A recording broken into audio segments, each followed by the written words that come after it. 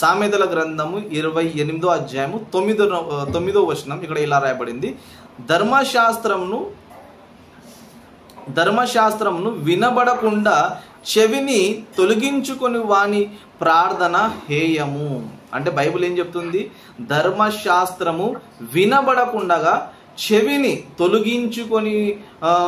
తొలగించు వాని ప్రార్థన హేయము. అంటే ఎవరైతే ధర్మశాస్త్రం అనగా ధర్మశాస్త్రం అనగా బైబిల్, దేవుని వాక్యం, ఎవరైతే దేవుని వాక్యం వినటానికి చెవులు పెట్టరో, లేకపోతే చెవిని ఏం చేయరు, పనిలో పెట్టరు, అలాంటి వారి గురించి ఏమంటారంటే అలాంటి వారి ప్రార్థన ఏమవుతుంది? హేయము. హేయం అంటే దానికి అర్థం ఏంటి? చీ అని అంటాం. ఏమంటాం? ఏదైనా మనకి వస్తువు బ్యాడ్గా ఉంటే మనం ఏమంటాం? చీ అంటాం. అలాగనే దేవుడు కూడా ఏం చేశాడంటే ఎవరైతే దేవుని మాటలు వినరో, ఎవరైతే దేవుని వాక్యం జాగ్రత్తగా విన్నారో, దేవుడు ఏమంటున్నాడంటే అలాంటి వారి ప్రార్థన ఏంటంటే హేయము. అంటే మీరు జాగ్రత్త ఆలోచించండి. మీరు దేవునితో ప్రార్థన చేస్తున్నారంటే ముందు ఒక పని చేయాలి. ఏంటంటే మీరు దేవుని మాట వినాలి. ఎందుకంటే దేవుడు ఎలాంటి వ్యక్తి అంటే మీరు దేవుని వాక్యం వింటే ఆయన మీ ప్రార్థన వింటాడు. మీరు దేవుని వాక్యం వినకపోతే ఆయన మీ ప్రార్థన కూడా వినాడు. ఎందుకంటే దేవుడు మనకి ఉత్తమైన వాటిని ఇవ్వాలని, ఉత్తమైన వాటి మన కోసం సిద్ధపరచాడు ఆయన. అందుకే కంటికి కనబడలేదు, చెవికి వినబడలేదు అంటే అర్థం ఏంటంటే దేవుడు చాలా అద్భుతమైన విషయాలు మన కోసం బైబిల్లో రాయించి పెట్టాడు. కానీ అలాంటి మాటలు మనం వినకుంటే, అలాంటి మాటల్లో మనం మన చెవిని పెట్టకపోతే, మన చెవిని తొలగించుకొని అంటే వినకుండా ఎక్కడెక్కడో మన మనసు ఉంటే అప్పుడు దేవుడు కూడా ఏమంటాడంటే మీ ప్రార్థన హేయము. అంటే మీరు ఒకవేళ నా మాట వినకపోతే, నా వాక్యం వినకపోతే మీ ప్రార్థన కూడా నేను వినను. అలాంటి ప్రార్థన ఎలాంటిదంటే హేయమైనది అని దేవుడు చెబుతున్నాడు. అందుకే ఇంకొక వచనం చూసుకొని మనం ముగించుకుందాము. హోషే గ్రంథం.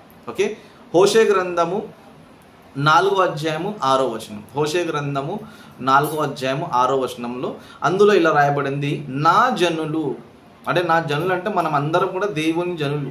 ఓకే, మనం అందరం కూడా మందిరానికి వెళ్ళేవారు, బాప్తిజం తీసుకున్నవారు, యేసుక్రీస్తుని స్వీకరించిన వారు అందరూ కూడా ఎవరంటే దేవుని జనులు. ఓకే, దేవుని జనులు. కానీ దేవుని జనులు కూడా ఏమవుతున్నారంటే నశిస్తున్నారు. ఓకే, దేవుని జనులు కూడా ఏమవుతున్నారంటే నశిస్తున్నారు. ఎందుకు నశిస్తున్నారు? ఇక్కడ రాయబడింది, నా జనులు జ్ఞానం లేని వారై నశించుచున్నారు. అంటే ఎందుకు నశిస్తున్నారు? జ్ఞానం లేక నశించుచున్నారు. ఎందుకంటే చాలామంది బైబుల్ వినరు, విన్న తర్వాత బైబుల్ మనకి ఏం బోధిస్తుందని పట్టించుకోరు, తన జీవితం ఏంటో తెలుసుకోరు, దేవుడు ఈ జీవితాన్ని ఎందుకు ఇచ్చాడు, బైబుల్ ఎందుకు ఇచ్చాడు, మనం ఎలా బ్రతకాలి, దేవుని కోసం ఎలా బ్రతకాలని ఇలాంటి విషయాలు ఎవ్వరు కూడా పట్టించుకోరు. ఈరోజు మనిషికి ఏంటంటే తినాలి, త్రాగాలి, సుఖించాలి, హాయిగా ఉండాలని తప్ప నేను నా జీవితం గురించి తెలుసుకోవాలి, దేవుని జ్ఞానాన్ని నేర్చుకోవాలి, ఈ భూమితో నేను ఎలా బ్రతికితే బాగుంటాను, ఎలా బ్రతికితే నేను పరలోకానికి వెళ్తాను, ఎలా బ్రతికితే నా జీవితం చాలా బాగుంటుందని ఇలాంటి విషయాలు ఎవ్వరు కూడా పట్టించుకోరు. చాలామంది క్రైస్తవులు పట్టించుకోరు. కానీ ఏం కావాలంటే నేను సుఖంగా బ్రతకాలి, నేను హ్యాపీగా ఉండాలి, అది ఎలాగైనా నేను హ్యాపీగా ఉండాలని లోకంలో ఇష్టమైనట్టుగా బ్రతుకుతున్నారు చాలామంది క్రైస్తవులు. అందుకే బైబిల్ ఏమో రాయబడిందంటే నా జనులు జ్ఞానం లేని వారై నశించుచున్నారు. అంటే ఎవరికైతే దేవుని జ్ఞానం ఉండదో, ఓకే, దేవుని జ్ఞానం ఎవరికైతే ఉండదో వాళ్ళు ఖచ్చితంగా నశిస్తారు. ఎందుకంటే లోకంలో బ్రతికి, లోకంలో ఏదేదో పనులు చేసి దేవునికి సమయం ఇవ్వకుండా, తన బ్రతికేందుకో తెలియక, తన జన్మ ఎందుకో తెలియక, ఎందుకు పుట్టాడో తెలియక ఇలా చనిపోయిన వారు అందరూ కూడా పాతాళానికి వెళ్ళిపోతారు. ఇలా తెలియక అందరు పాతాళానికి వెళ్ళిపోతారు. కానీ మనం తెలుసుకోవాలి మన జన్మ ఎందుకు, దేవుడు మనకి ఎందుకు జన్మ ఇచ్చాడు, దేవుడు మనకు బైబుల్ ఎందుకు ఇచ్చాడు, ఇవన్నీ కూడా మనం ఏం చేయాలంటే ఆలోచించాలి. ఇవన్నీ మనం తెలుసుకోవాలి. ఇలా తెలుసుకుంటే మనము నశించాం. కనుక ఈ మాటల్లో మళ్ళా మనం చదివితే నా జనులు జ్ఞానం లేని వారై నశించుచున్నారు, నీవు జ్ఞానంను విసర్జించుచున్నావు గనుక నాకు యాజకుడవు కాకుండా నేను నిన్ను విసర్జింతును. ఓకే, విసర్జింతును. నీవు నీ దేవుని ధర్మశాస్త్రంను మరచితివి గనుక నేనును నిన్ను నీ కుమారులను మరుతును. అంటే దేవుని వాక్యాన్ని మర్చిపోయిన వారిని దేవుడు ఏం చేస్తాడంటే మర్చిపోతాడు. ఓకే, దేవుడు ఏమన్నాడంటే నా వాక్యాన్ని మీరు మర్చిపోతే, నా జ్ఞానాన్ని మీరు మర్చిపోతే నేను కూడా మిమ్మల్ని మర్చిపోతాను. అంటే బైబుల్ జ్ఞానాన్ని నేర్చుకోకపోతే ఎంత ప్రమాదంలో ఉంటామో మీరు ఆలోచించండి. అంటే దేవుని దృష్టి ఏంటంటే మనం అందరూ కూడా వాక్యాన్ని వినాలి. ఈరోజు నిజంగా మీరు వింటున్నవారు ఎంత ధన్యులంటే మిమ్మల్ని చూసి దేవుడు చాలా ఆనందిస్తున్నారు. ఒకవేళ మీరు ఈరోజు నా పాఠం, ఈరోజు నా మెసేజ్ మీరు జాగ్రత్తగా ఒకవేళ వింటున్నారంటే నిజంగా దేవుడు ఏం చేస్తాడంటే మిమ్మల్ని బట్టి సంతోషిస్తాడు. మీరు ఏదైనా దేవుని అడిగినప్పుడు దేవుడు మీకు ఇవ్వాలని అనుకుంటాడు, నీ ప్రార్థన వినాలనుకుంటాడు, మీరు అడిగిన దాన్ని ఇవ్వాలనుకుంటారు. ఎందుకంటే మీరు దేవుని వాక్యం విన్నారు కనుక, దేవుని జ్ఞానాన్ని నేర్చుకున్నారు కనుక, దేవుని ఫాలో అవుతున్నారు కనుక దేవుడు కూడా ఏం చేస్తాడంటే మిమ్మల్ని జ్ఞాపకంగా ఉంచుతాడు. లేకపోతే ధర్మశాస్త్రం పక్కన పెట్టి, అంటే దేవుని వాక్యాన్ని పక్కన పెట్టి మీరు లోకంలో బ్రతుకుతారంటే దేవుడు కూడా ఏం చేస్తాడంటే నువ్వు నన్ను మర్చిపోతే నేను కూడా నిన్ను మర్చిపోతానని క్లియర్గా చెబుతున్నాడు. కనుక దేవుడు మనం మర్చిపోకూడదంటే మనం తప్పనిసరిగా ఏం చేయాలంటే జ్ఞానాన్ని నేర్చుకోవాలి. ఎందుకంటే దేవుని జ్ఞానాన్ని నేర్చుకున్న వాళ్ళే బ్రతికింపబడతారు, నశించక బ్రతికింపబడతారు. కానీ జ్ఞానం లేకపోతే నశిస్తారని బైబిల్లో రాయబడింది. నా జనులు జ్ఞానం లేని వారై నశించుచున్నారు. కనుక మన జీవితం నాశనం కాకూడదంటే, మనం నాశనం కాకూడదంటే, మన ఫ్యామిలీ నాశనం కాకూడదంటే ఒక విషయాన్ని మనం జాగ్రత్తగా మనం మనసులో ఉంచుకోవాలి. ఏంటంటే దేవుని వాక్యాన్ని ఖచ్చితంగా మనం వినాలి, నేర్చుకోవాలి, చదువుకోవాలి. ఇలా మనం చదువుకుంటే, నేర్చుకుంటే ఖచ్చితంగా దేవుడు మనకి మన జీవితంలో సాయం చేస్తాడు. మనం చేసే ప్రతి పనిలో కూడా మనకి దేవుడు తోడుగా ఉంటాడు. మనం దేవునితో మనం అడిగే ప్రతిదాన్ని కూడా, ఓకే, మనం ప్రార్థన చేసే ప్రతిదాన్ని కూడా దేవుడు వింటాడు, మనకి జవాబు కూడా ఆయన ఇస్తాడు. చాలా మంది దేవుడు నాకు జవాబు ఇవ్వడం లేదు అని అంటుంటారు.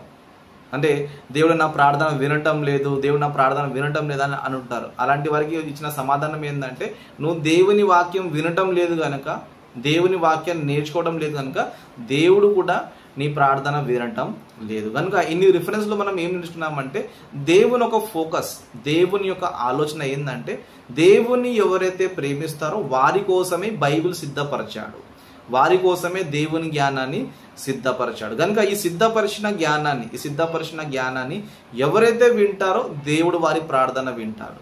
ఓకే, ఎవరైతే దేవుని వాక్యాన్ని వింటారో వారి అర్పణలను దేవుడు ఏం చేస్తాడంటే స్వీకరిస్తాడు. ఓకే, వారి అర్పణ స్వీకరిస్తారు. కానీ ఎవరైతే దేవుని మర్చిపోతారో, దేవుని వాక్యాన్ని మర్చిపోతారో దేవుడు వారిని కూడా, వారి కుమారులను కూడా దేవుడు మర్చిపోతాడు. కనుక దేవుడు మనం మర్చిపోకూడదంటే, దేవుడు మనల్ని ఎప్పుడు చల్లగా చూడాలంటే, దేవుడు మన ప్రతి ప్రార్థన వినాలంటే ఖచ్చితంగా మనము దేవునిలో ఉండాలి. దేవుడు మనకి ఒక మంచి అవకాశం ఇచ్చాడు బైబిల్ స్టడీలో అనేకమైన విషయాలు తెలుసుకోవడానికి, బైబిల్లో ఉన్న అనేకమైన సంగతులు తెలుసుకోవడానికి. ఓకే, ఈరోజు మన అంశంలో మనం ఏం నేర్చుకున్నామంటే దేవుడు మనతో కోరుతున్నది ఒకటి ఏంటంటే బైబిల్ నేర్చుకోవాలి. ఓకే, నేర్చుకోవడానికి మీ ఏ కష్టపడే అవసరం లేదు. జస్ట్ మీరు సమయాన్ని దేనికోసం ఇవ్వండి, వారంలో 2 days ఇవ్వండి. ఆ 2 daysలో వాక్యం వింటున్నప్పుడు జాగ్రత్తగా వినండి. అదే వాక్యం మీలో వెళ్ళిపోయిన తర్వాత అదే వాక్యం మీ జీవితాన్ని మారుతుంది. మీరు ఏం చేయవలసిన అవసరం, జస్ట్ మీరు వినాలి. వింటూ ఉంటేనే ఆటోమేటిక్గా మీ జీవితంలో చాలా మార్పు వచ్చేస్తుంది. ఉదాహరణకి మనం ఒక చెట్టును చూస్తే చెట్టు తను పెరగడానికి ఏ చేయదు. ఓకే, చెట్టు దాన్ని పెరగడానికి ఏ చేయదు, దానికి నీళ్ళు పోస్తే చాలు, అంతే. ఓకే, దానికి మీరు నీళ్ళు పోస్తే ఆటోమేటిక్గా అదే పెరుగుతుంది, అదే చాలా అందంగా మారుతుంది, అదే మనకి చాలా మేలు చేస్తుంది. అలాగనే మీరు ఏది చేయవలసిన అవసరం లేదు. మీరు జస్ట్ దేవుని వాక్యం వింటే చాలా, వాక్యం మీ మనసులో నుంచి మీ శరీరంలోకి వెళ్ళిపోతే అదే ఆటోమేటిక్గా మిమ్మల్ని మంచి వ్యక్తిగా, ఓకే, ఒక దేవుని ప్రేమించే వ్యక్తిగా, దేవుణ్ణి ఫాలో అయ్యే వ్యక్తిగా అదే వాక్యం మిమ్మల్ని ఆటోమేటిక్గా మారుస్తుంది. కనుక ఈరోజు మీరు నేర్చుకునేది ఏంటంటే బైబిల్ని తప్పనిసరిగా నేర్చుకోవాలి. ఇది మన కర్తవ్యము, ఇది మన జీవితం ఒక లక్ష్యము. దేవుడు మనతో కోరుతున్నది ఏంటంటే నేను ఇచ్చిన గ్రంథాన్ని మీరు ఖచ్చితంగా వినాలి, నేర్చుకోవాలి, దాన్ని ఫాలో అవ్వాలి. ఓకే, సో ఇంతటితో నా వాక్యాన్ని నేను ముగిస్తున్నాను. మరలా మనం శనివారం కలుసుకుందాము. మరలా ఒక శనివారంలో మంచి ఒక అంశాన్ని మీకు బోధిస్తాను. కనుక మీరు అందరు ఖచ్చితంగా శనివారం కూడా ఇదే విధంగా సమయానికి రండి. ఈరోజు మీరు అందరూ వచ్చారు, చాలా మంది వచ్చారు. ఈరోజు చాలా హ్యాపీగా నాకు కూడా ఉంది. సో మీరు కంటిన్యూగా ఇలాగనే జాయిన్ అవ్వండి. మీరు కూడా రండి, ఇతరులను కూడా తీసుకొని రండి. ఓకే, మీరు కూడా ఖచ్చితంగా రావాలి, ఇతరులను తీసుకొని రావాలి. కానీ మీరే మిస్ అయ్యారనుకోండి, సో మీ వల్ల దేవునికి ఏది లాభం లేదు. తర్వాత మీరు దేనికోసం ఏం ప్రార్థించినా ఏం చేసినా కూడా దేవుడు మీ ప్రార్థనలు విన్నాడు. ఓకే, సో ఈ మాటలు మీరు జ్ఞాపకంగా ఉంచుకోండి. ఓకే, ఇంతటితో ముగిస్తాను. చివరి ప్రార్థన మన మధ్యలో సుప్రియ చేస్తుంది.